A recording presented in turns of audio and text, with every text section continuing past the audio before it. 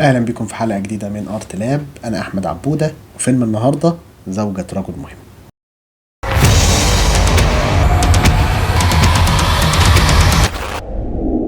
فيلم زوجة رجل مهم هو فيلم دراما وجريمة من انتاج 1988، وهو فيلم مصري. هشام بيه ضابط المباحث وزوجته منى بتبتدي حياته تتعرض لاضطرابات بعد سوء استغلاله لسلطته والمنصبه في أحداث سياسية، وده بيؤدي لعزله من شغله وتحول شخصيته من سيء لأسوأ.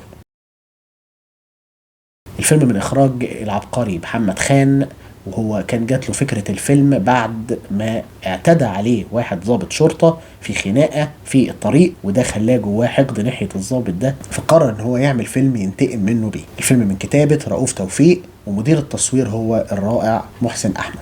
الموسيقى التصويرية من جورج كازازيان، وهو موسيقار من أصول أرمينية مولود في مصر. الفيلم من بطولة أحمد زكي في دور هشام بيه في واحد من ألمع أدواره على الإطلاق، بيشاركوا البطولة ميرفت أمين في دور منى.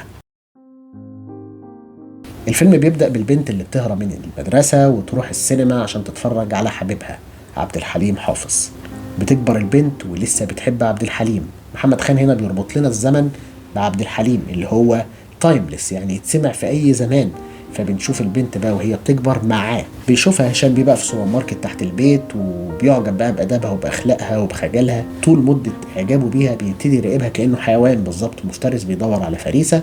وبعد كده بياخد بقى مديره ويروح بقى إيه عشان يتقدم لها. ما بياخدش أهله معاه لأن إحنا ما بنشوفلوش أهل تقريبا طوال الفيلم. وبيقول لمديره إن هو اختارها عشان شايف إن هي تستاهل هي تكون مراته. هنا بتبتدي بقى لمحات النرجسية تبان، وبيبتدي بقى المرض النفسي اللي جواه يطلع. طبعا بيتقدم لها وبيتوافق عليه طبعا ضابط مباحث. فبعدها بيبتدي يراقبها في كل حته ويستعرض عليها بقى امكانياته واللي يقدر يعمله واللي يقدر يوصل له. معظم الزوايا بقى اللي بيتصور بيها هنا هشام بيه من تحت، دليل على ان هو بقى بيعظم نفسه وشايف نفسه اعلى من البشر. بعدها بيترقى هشام بيه وبيجي له نقل لمصر، فهو بيقرر ان هو هيتجوز في مصر بدون ما يرجع لاهل مراته ولا يرجع لها هي شخصيا.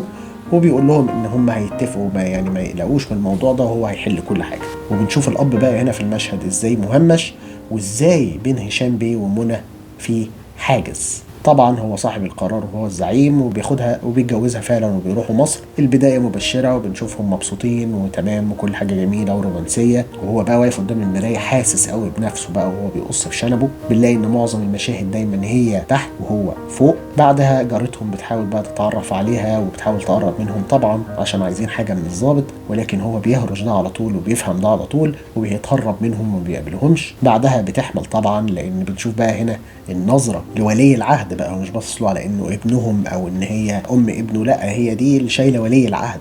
طبعا بعدها بتجد.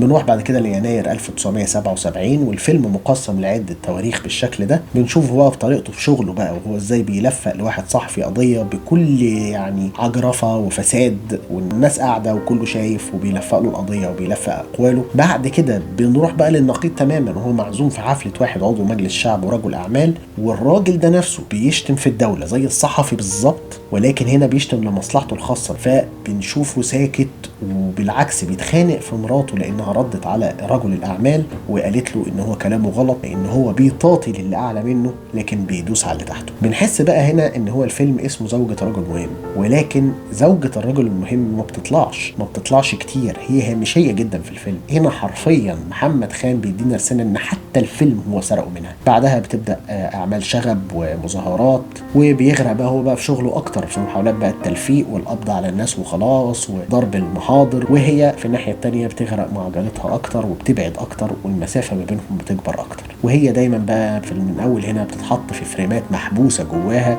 فريم جوه فريم. بتحاول تتمرد شوية، بيرشيها بان هو يقول لها ترجع الجامعة تاني تدرس. ترجع في مرة بتحكي له عن زمايلها في الجامعة وان هم بيألفوا شعر وحاجات كده، يعني حاجات سياسية. فتاني يوم بيتقبض عليهم كلهم، فبتسيب له البيت وبتمشي، ويروح يكلم ابوها يهدده، فبيرجعها ابوها البيت وبتتحبس تاني. بنروح ل 1977، بقت هي عايشه بقى في سجن خلاص، وفي حاله من اللامبالاه، على طول بيتخانقوا هما الاثنين، هي مهملاه تماما وهو على طول مش طايقها. بعدها عبد الحليم بيموت وبتموت معاه بقى حته منها، هو طبعا بيسخر من الموضوع ده. بعدها بيبتدي بقى وزير الداخليه يقلب عليه بقى، وبيجيبه وبيقعد يزعق له وبيقول له ان اسلوبه غلط وان هو واجهه وحشه للوزاره. فبنشوف محمد خان بقى وهو بيحبسه في الكادر، وبنشوف علاقتهم حواجز ورا حواجز، وبعد كده بيطلعوه بقى على المعاش عقابا ليه. طبعا دي صدمه عمره، هو ما شافش نفسه للحظه حاجه غير ان هو ضابط مباحث، وهو كان فاكر اصلا ان هو بطل، هو رسم لنفسه الصوره دي وكل ما يعدي يبص في المرايه. وبعدها بيخبي على مراته، بيأجر سواق، وبيعيش نفس الهيلمان بالظبط، نفس الليله بالظبط بس بفلوسه بقى.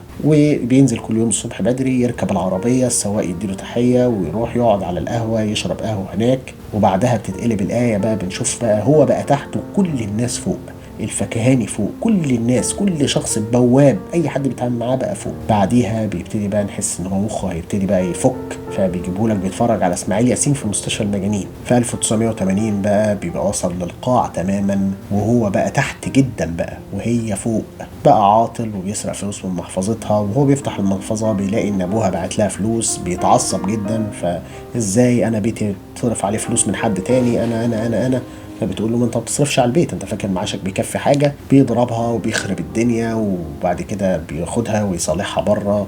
نبتدي نحس كده، بنشم ريحه بقى ايه، في جنون في الموضوع، وبياخدها ويروح يشتري لها جزمه، وهي بالظبط كانها رهينه.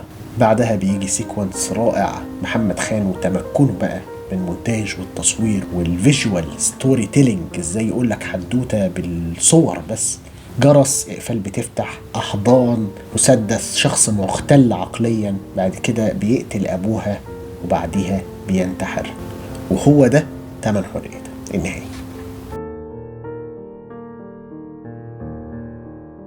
بنشوف في فيلم زوجة رجل مهم استمتاع هشام بيه بسلطته اللي هي اصلا سببه في ان هو يكون ضابط مباحث. هو مش موجود عشان يحقق عداله ولا عشان ينقذ البلد ولا عشان اي حاجه، هو موجود بس عشان يستمتع ويستلذ بسلطته وان يكون الناس كلها تحت رجليه. بنشوف ده عن طريق نظراته وتشفيه في الناس الضعيفه زي الفكهاني والبواب وجيرانه، اي حد اضعف منه بيبص له بدونيه. بنلاقي برضه ان هو شخص نرجسي جدا، بيقرر لكل اللي حواليه من غير ما ياخد رايهم اصلا.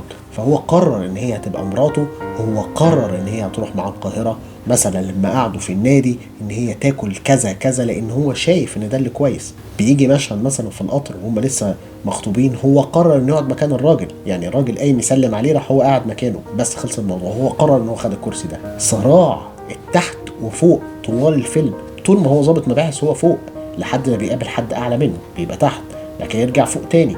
بعد كده لما بيتفصل بقى من شغله بيبقى تحت بقى على طول لحد ما يتجنن يرجع تاني فوق. بنشوف الفكهاني والناس جاره، الناس اللي الظباط التانيين تملقهم ليه، اللي مساعده بيغذي النرجسية وجنون العظمة اللي عنده، فبيخليه من سيء لأسوأ، وهم نفس الناس دول اللي هيقلبوا عليه تاني بعد ما يفقد منصبه. المسافة اللي بينه وبينها طوال الفيلم، هي دايما في اول الطرق هو في اخرها، هو في اخر الطرق هي في اولها، دايما ما بينهم حاجز، دايما ما بينهم حاجه، مفيش مره بنحس ان الاتنين دول قريبين من بعض. هي فعلا ما كانتش جوازه عن حب او عن اي رغبه، هي مجرد جوازه تكمل برستيجه. بنشوف على عكس بقى كل اللي فات تملقه هو بقى للناس اللي اعلى منه، زي اللواء اللي هو كان مديره، او زي تملقه لوزير الداخليه، او لرجل الاعمال اللي هو عضو مجلس الشعب، ازاي بيتكلم مع الناس دي كأنه هو ألعن بالبواب. وفي النهاية بقى بنشوف ازاي سلبيتها هي وضعفها أدى ان سواء كانت كملت معاه او النهاية اللي حصلت ان هو قتل ابوها ومات، هي خسرانة في الحالتين. فيلم زوجة رجل مهم هو مش فيلم معادي للسلطة ولا للشرطة نهائيا. اول حاجة بتيجي في اسامي الفيلم بعد ما بيخلص هو شكر لوزارة الداخلية. فالفيلم مش معادي للشرطة، هو فيلم معادي لجنون العظمة اللي بتغذيه السلطة المفرطة والفساد. في جملة بتقول absolute power corrupts، يعني السلطة المطلقة بتفسد، أو القوة المفرطة بتفسد.